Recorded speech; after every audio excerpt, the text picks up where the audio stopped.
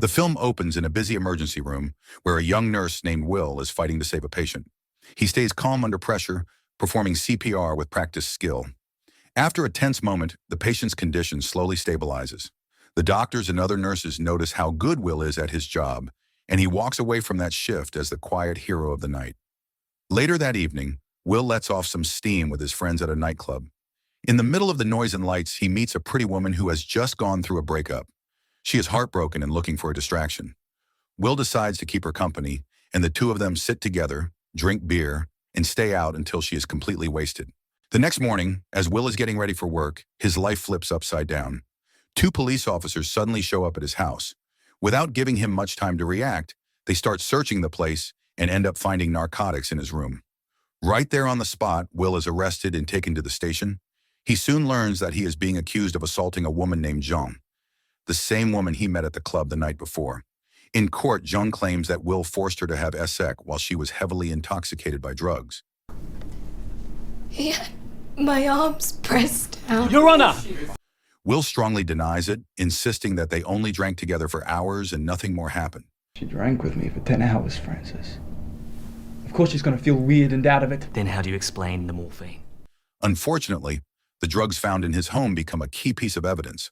The jury does not believe his side of the story, and in the end, the judge declares him guilty and sentences him to 6 years in prison. His fall had only just begun, and this is Rise. My friend. After the usual intake checks, Will is transferred to the prison along with 3 other new inmates.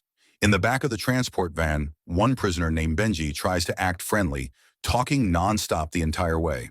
Another inmate, Reed, who looks like a quiet, bookish type, sits in silence, clearly intimidated by Benji's loud and aggressive presence.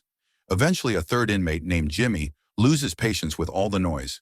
Annoyed and fed up, he punches Benji hard enough to knock him out. Once Will and the other newcomers arrive at the prison, they are greeted by a loud crowd of inmates. The moment Will steps out, a flamboyant inmate immediately tries to flirt with him, drawn by his good looks. The 4 of them are lined up, and a female guard steps forward to assign their cells. Will, Benji, and Reed are placed together in Sector B, while Jimmy is sent to a different block. After changing into their prison uniforms, Will heads to his new cell. Inside, he meets his cellmate, Butch, a rough-looking inmate with a reputation for trouble. Not long after, another prisoner named George introduces himself. George carries a Bible everywhere and gives off a calm, religious vibe. He asks Will how long he is in for. When Will explains that he received 6 years and has filed an appeal, George warns him that appeals often take a long time. Many inmates claim they are innocent, and most of their appeals sit in the system for months. George advises Will to keep his head down and avoid any unnecessary problems if he wants to survive in this place. Since every prisoner has to work, Will is assigned a job that matches his background. He is told to care for Fung Poi, an elderly inmate who is seriously ill. The pay is only $5 a day, but Will has no choice. He starts that same day, helping Fung Poi with basic care. Will also tries to educate himself. He borrows books on assault laws and starts studying in the library, always bringing Fung Poi with him so he can keep an eye on him. One afternoon, while helping Fung Poi walk around the yard, Will hears someone calling his name. It is Jimmy. Without warning, Jimmy grabs him in a painful way and asks whether the guard named Wallace is the one who assigned him to Fung Poi and placed him in that particular cell. Will confirms it, trying not to wince. Before leaving, Jimmy gives him a final warning, telling him not to trust anyone in this prison. Later, while Will is helping Fung Poi in the bathroom, guard Wallace suddenly appears and tells him he has a visitor. At the front gate, Will sees Constable Rossi, the officer who once arrested him. Her visit brings bad news. The court has rejected his appeal, which means Will must serve the full 6 years behind bars. Crushed by the decision, Will immediately calls his lawyer, Francis. He wants answers. He insists that he submitted everything required for the appeal. Francis explains that it is not just about paperwork. The court needs solid evidence to prove his innocence.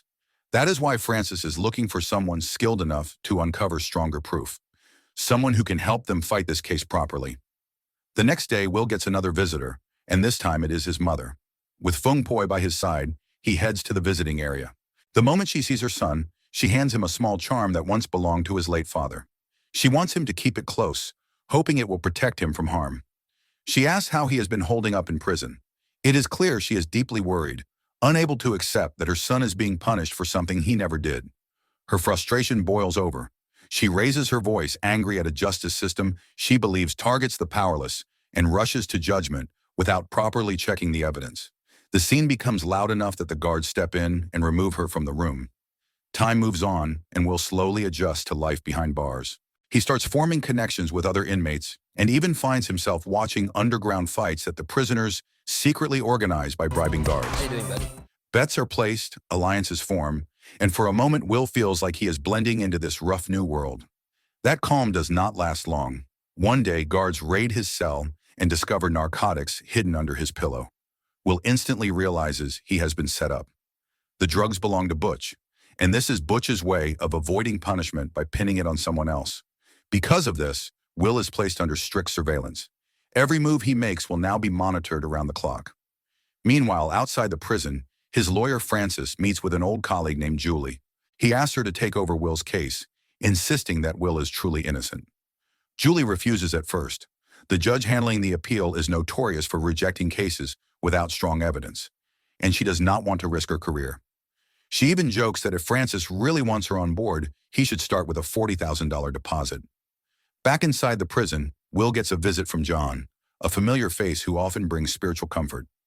Will opens up to him, admitting he still cannot forgive Jean for ruining his life.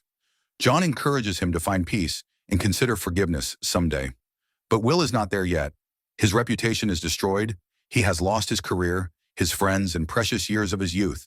While Will is working out in the prison gym, a guard walks over and hands him a letter. It is from Liz, the woman he has been getting closer to, who also happens to be John's daughter. In her letter, she apologizes for not being able to visit him. She admits that seeing him behind bars would break her down in tears, so she asked her father to check on him instead. Reading her words stirs something inside Will. His desire to get out grows stronger than ever. If the legal route is not going to save him, part of him starts wondering if he should risk everything and try a more drastic escape. With that thought in mind, he approaches Jimmy for help.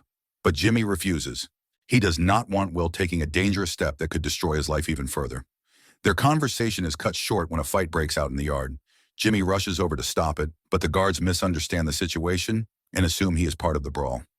As a result, Jimmy is thrown into solitary confinement for a while. Time passes, months go by.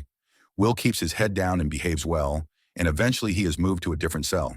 He is finally separated from Butch, who has caused nothing but trouble, and now gets to share a quieter space with George, the religious inmate who has become one of his closest friends. Meanwhile, Francis continues trying to convince Julie to take Will's case, hoping she will change her mind. With his new cell arrangement, Will finally feels like he can breathe again. He dives deeper into studying law, determined to find any angle that could reopen his appeal. But peace never lasts long in prison. One day, while Will is carrying a few groceries he bought with his own earnings, Butch shows up and tries to intimidate him into handing the food over. This time, Will stands firm and refuses. Butch is stunned. He never expected the quiet nurse to push back. Later in the cafeteria, Will runs into Jimmy again. Jimmy has now been transferred to Sector B as well. During their conversation, Jimmy offers to take care of Jean for $10,000. But Will, who has changed a lot since arriving in prison, rejects the idea immediately. He may not have completely forgiven Jean, but he would never pay someone to hurt another person. Will believes Jimmy is not the kind of man who would actually do something like that. But then Jimmy reveals a dark part of his past, confessing that he once killed someone when he was still a child. It is his way of reminding Will that people in prison are rarely what they seem.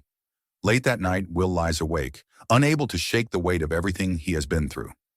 The frustration finally becomes too much, and he pours his emotions into a letter addressed to June, the woman whose accusation put him behind bars.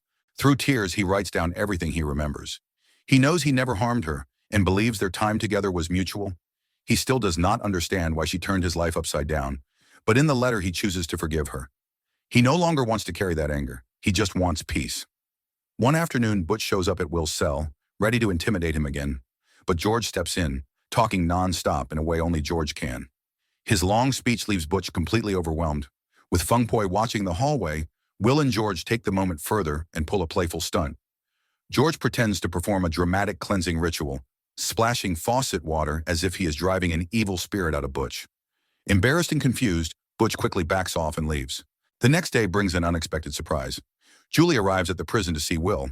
She explains that Francis told her everything, and after thinking it through, she finally agrees to take his case. As a lawyer, she cannot stand the idea of an innocent person being punished. Will is relieved and grateful, feeling hope for the first time in a long while.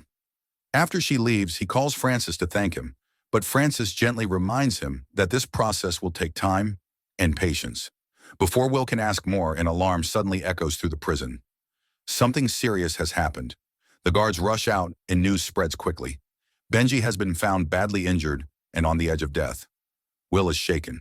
For all his loud, flamboyant behavior, he never imagined Benji would reach such a desperate point.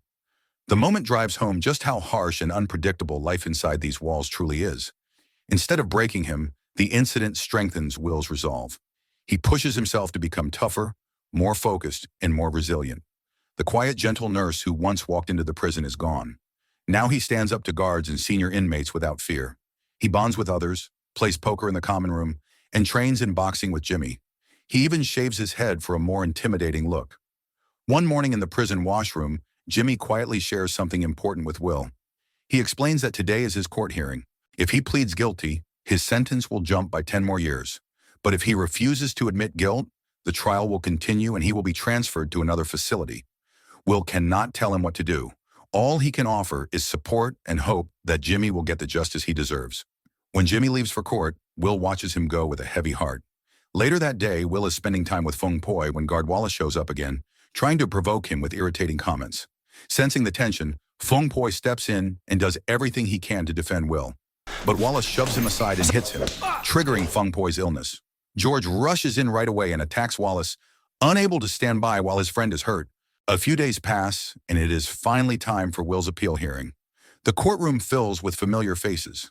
Francis and Julie are there to defend him, and his family and closest friends show up to offer support. During the hearing, Julie presents the evidence she has been working so hard to uncover.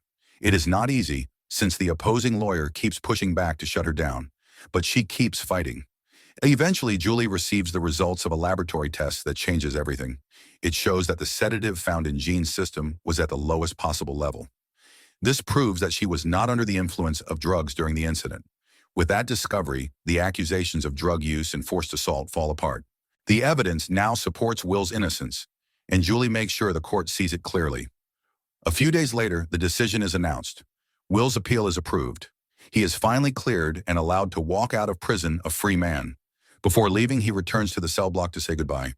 The inmates he once feared have become part of his life. Feng Poi even breaks down in tears, having come to see Will as family. Will leaves with gratitude, knowing he will carry the lessons from his time inside forever. In the final scene, Will is shown relaxing on the beach he always dreamed about. Then Jimmy appears. He has won his case too, and has been released. The two friends embrace with relief and joy. So the moral of the story is never drink with strangers, never trust dudes named Butch, and always keep your narcotics in someone else's pillow.